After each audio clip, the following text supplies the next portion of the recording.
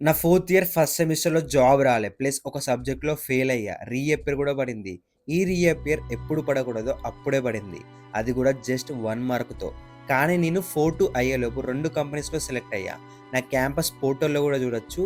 కానీ ఎలా? Welcome to placement unfiltered series. Fourth year second semester start అయింది.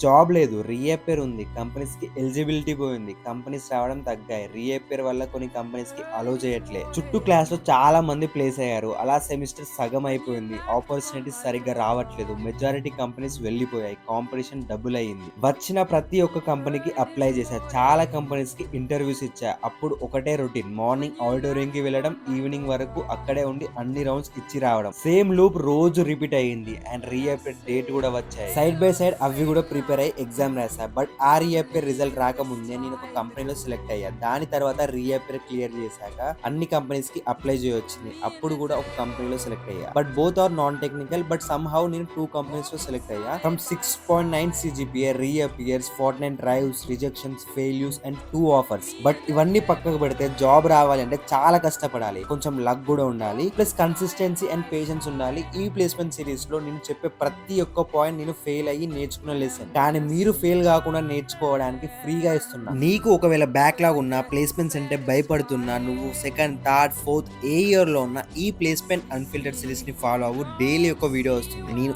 ఏదో అలా చెప్పి వదిలే బ్రదర్. ప్రతిదీ రోడ్ మ్యాప్ ఇస్తా. జస్ట్ నువ్వు ఫాలో అవ్వు. అలాగే నీతో పాటు నీ ఫ్రెండ్స్ కూడా ఈ వీడియో షేర్ చేయి. మనం మళ్ళీ నెక్స్ట్ వీడియోలో కలుద్దాం.